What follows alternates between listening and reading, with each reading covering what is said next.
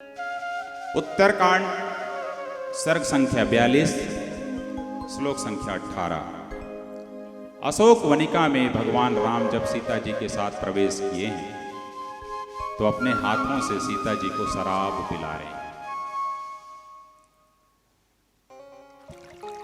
हो सकता है, संभव है, मैं पूछ रहा हूं इस हिंदुस्तान की पूरे हिंदू सनातन धर्मावलंबियों को, क्यों वाल्मीकि रामायण के उत्तरकांड पर चर्चा नहीं होती? कौन था जिसने लिखा था? यदि अनुसंधान की जरूरत है तो किया जाए।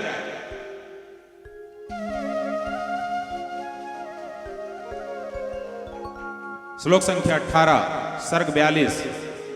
सीता मादाय हस्तेन मधुमैरेयकं शुचि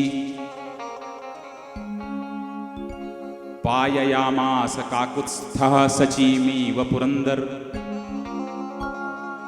भगवान राम अशोक वनिका में बैठ करके सीता जी को अपने हाथ से शराब पिलाए, बढ़िया शराब पिला रहे। यदि मधु शब्द का अर्थ निकालें, गूगल पे भी जाइए, दिखेगा, तो अर्थ होता है शहद और शराब।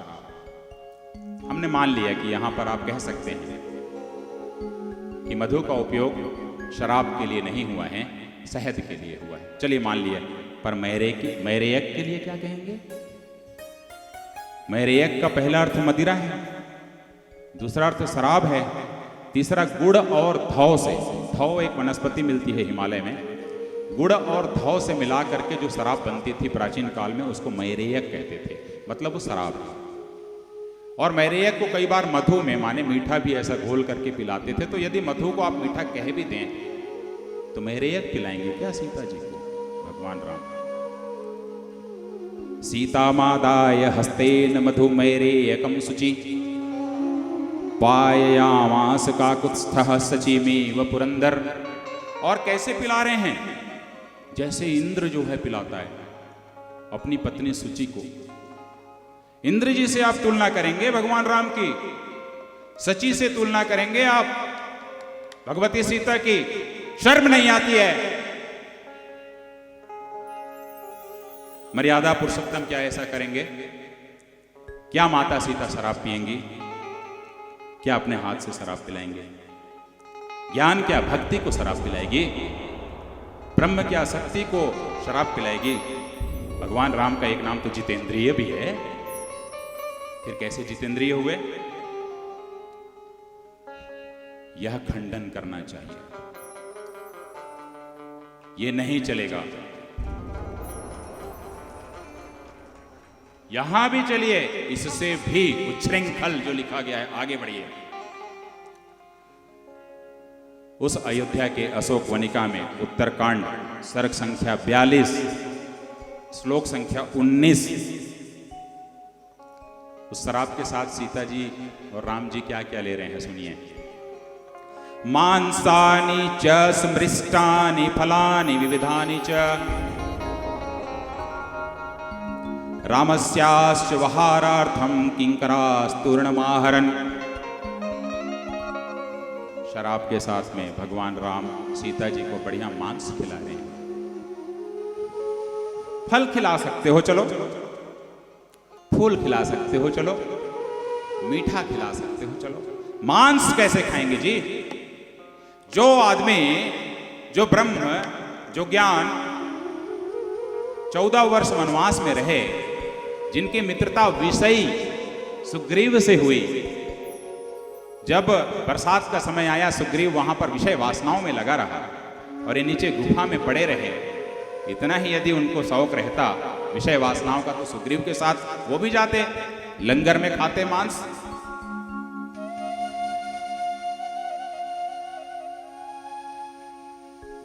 ये अच्छी बात नहीं, इस पर चर्चा होनी चाहिए।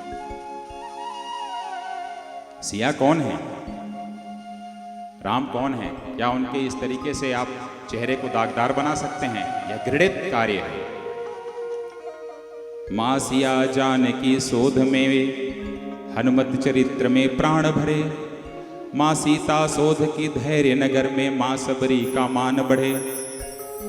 प्रभु रघुपति राघव संग सिया केवट के नयन में नीर भरे, जहां गिद्धराज सुग्रीव संग ऋषि मुनियों में है शक्ति भरी। यह राम प्रीत का गीत है जो दर्शित करता रघुनाथ चित्र, जहां जन कल्याण का अर्थ भरा, सिया राम रमापति का चरित्र। यह चरित्र है। आगे और सुनिए, इससे भी बुरी बात अब सुनाता हूं, इससे बुरी बात। उत्तरकांड सर्ग संख्या 42 श्लोक संख्या 20। उपानृत्यंश्च राजानां नृत्यगीत विशारदा, बालश्च रूपवत्यश्च स्त्रियः पानवसानुगा। मनोभिरामा रामस्ता रामो रम्यतां वरः, रम्यामास धर्मात्मा नित्यं परं भूषिता। बढ़िया शराब पिलाई गई, एक दूसरे को पिलाए, मांस खाए। अब उसके बाद नृत्यांगनाएं आई हैं। नशे में चूर रहने वाली नृत्यांगनाएं वहां पर आई हैं। शराब छलका है वहां, और डांस हुआ, डांस नृत्य हुआ है। राम और सीता जी के सामने ऐसा कोई नृत्यांगनाएं जो है वो नृत्य करेंगी क्या? शर्म नहीं आती है? एक पत्नी व्रतधारी धर्मात्मा राम सीता जी के सामने नृत्यांगनाओं को रमण कराएंगे क्या अशोक वाटिका में? अरण्य कांड में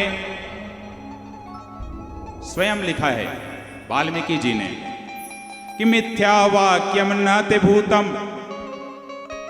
अरण्य कांड श्लोक संख्या 9, श्लोक संख्या 4, सर्ग संख्या 9। वाल्मीकि जी ने लिखा है कि मिथ्या वाक्यम न ते भूतम न भविष्यति राघवः। झूठ तो कभी बोलेंगे ही नहीं, आज भी, कल भी, भविष्य में भी। उसी समय लिख दिया है।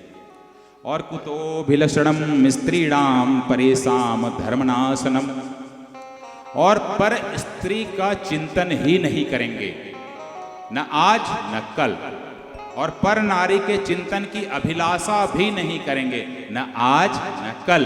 तो वाल्मीकि जी या तो वहां पर गलत थे अरण्य कांड में, या तो यहां गलत हैं।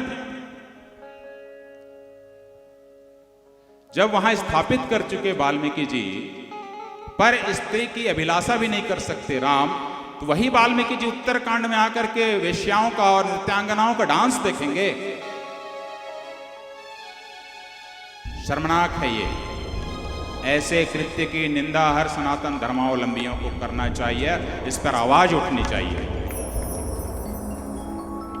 और इतना ही नहीं, उनको धन दौलत भी लुटाए हैं, ऐसा करके जो गोल आजकल कई बार करते हैं।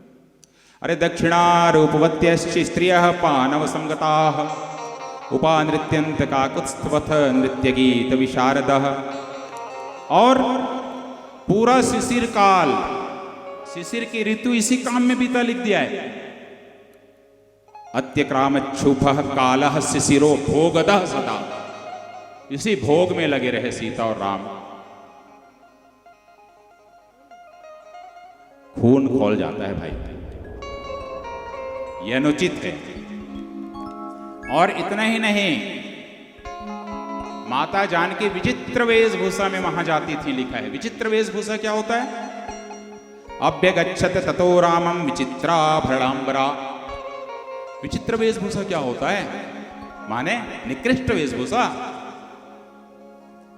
सिया जी क्या निकृष्ट वेशभूषा धारण करेंगी? जो हमारी अस्मिता हैं, जो आदि शक्ति हैं।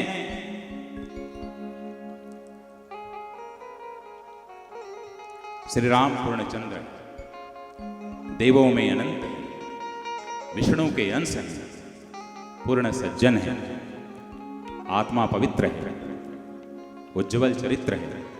सीता निर्वासन की चर्चा मात्र कर अमर्यादित राम बनाने की चेष्टा भी यदि करोगे तो राम हमेशा मर्यादित ही रहेगा। राम को अमर्यादित नहीं बनाया जा सकता। और इसीलिए विवेकानंद जी जहां भी जाते थे बोलते थे कि राम का चरित्र प्रत्येक हिंदू के रक्त की बूंद में समा चुका है। इतनी शताब्दियां बीत जाने के बाद भी यदि यह वैदिक धर्म जीवित है तो इसका एकमात्र कारण यह है कि राम हमारे रक्त की बूंद बूंद में शामिल है। इस तरीके से लिख करके आप राम को या सीता को गलत है, इसीलिए लिखा है ना बाबा ने कि गिरा रथ जल बीच सम कहिए तब और शंभु विरंच विष्णु भगवाना उपजहि जास वंशते नाना। इतना ही नहीं, उत्तर कांड के रामायण में रावण महात्म्य पर सर्ग क्रमांक 1 से 34 तक पे रावण के महात्म्य पर चर्चा है। 34 सर्ग में तो राम जी की भी नहीं की गई है स्तुति पूरे रामायण के अंदर।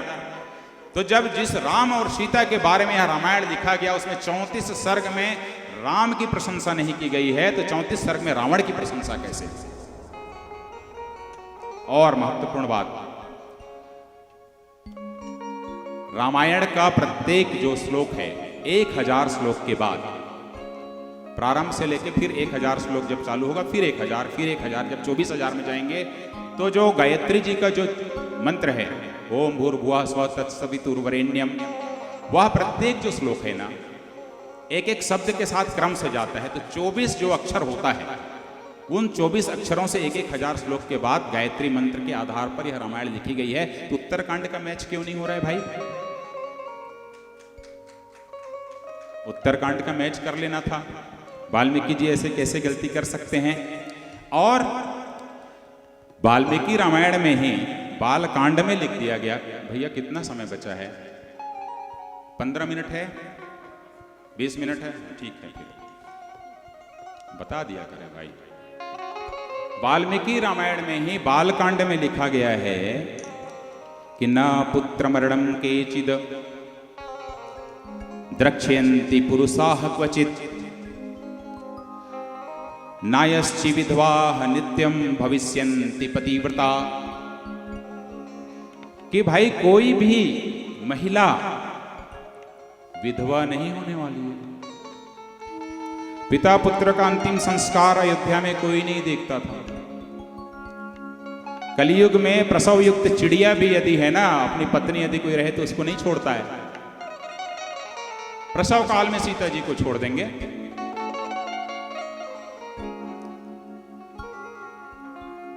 क्या महारानी को धोखे में रख करके आप वनवास करा देंगे? सामान्य थी क्या? वो भी तो महारानी थी।